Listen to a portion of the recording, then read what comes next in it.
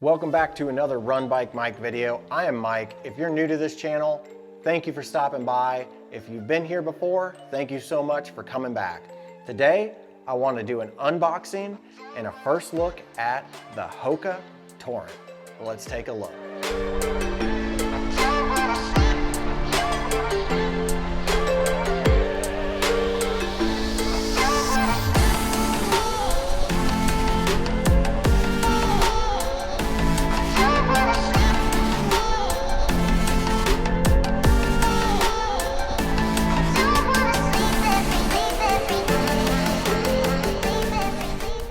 As you guys know, I have the Hoka One Bondi 6, and I did a quick review on that last week. As I said in that video, I wanted to do a review on the Hokas that I could get at a good price.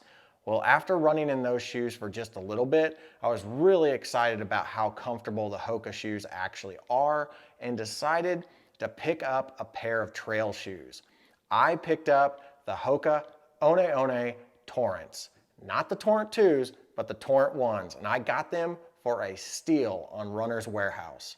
So let's go ahead and let's open them up, take a look at them, and get ready to go on a first run with them. I got the exact same size. I wear a 10 in just about every brand. The Hokas that I've had so far are true to fit, which are the Bondi 6, and I have tried these Torrents on and they fit perfectly. So let's take them out of the box here.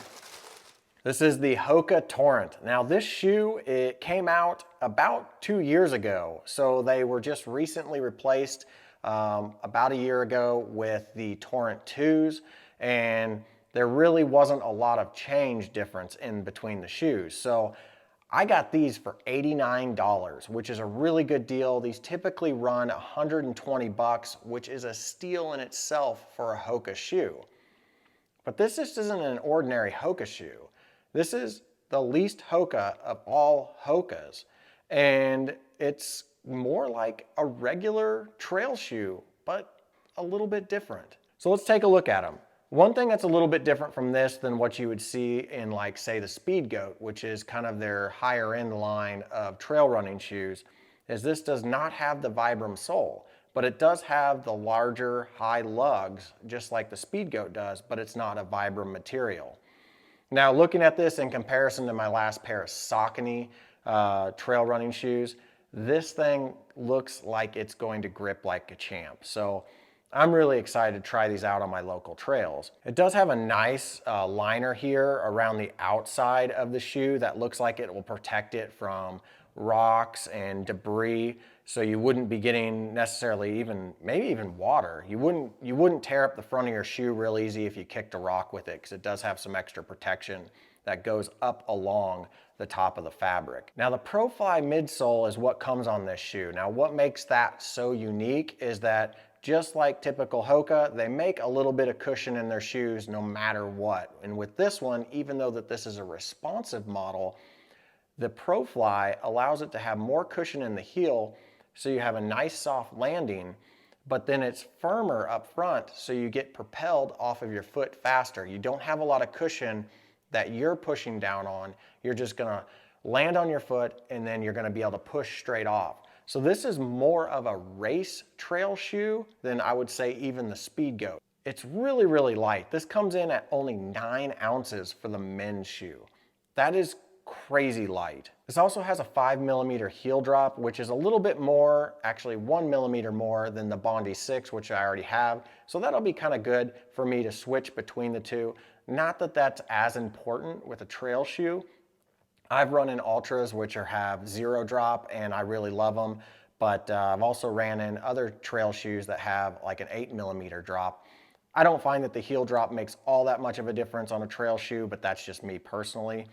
But I'm curious to try these 5mm, because typically you see like 8, 4, and 0, but this has a 5. So that'll be kind of interesting to see if I see a difference. Now this is a neutral shoe, so if you are needing any type of stabilization, this might not be the shoe for you.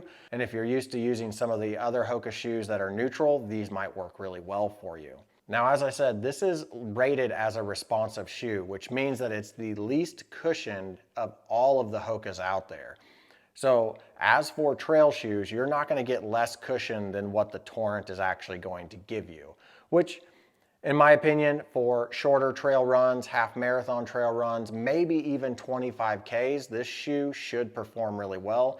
And that's just something that I'm going to have to test out. One thing they say that this has a really breathable upper that is actually designed to dry really quickly. So I'm going to have to go on some wet, muddy trail runs where I run through creeks and stuff like that just to see how quick these shoes actually dry out.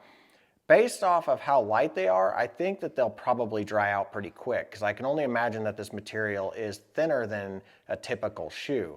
But with this little rubbery type thing here, I don't know how water will escape from the inside of that. It might just get soaked up by your sock. All right, so now that we've taken a look at the Hoka One One Torrents, let's go ahead and give them a try.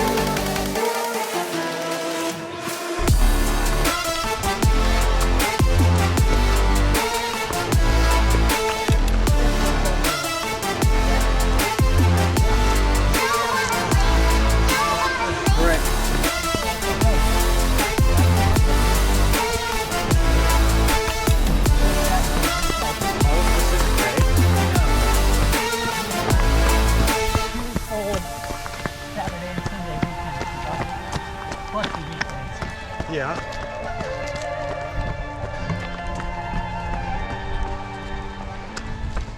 All right, there's my first look at the Hoka One One Torrent. If you guys like this review and you want to see more of these reviews, give me a comment. Have you ran with the Torrent, or have you used any Hoka products, or what brand of shoe is your favorite shoe? And if you haven't subscribed, go ahead and subscribe. It really helps out my channel.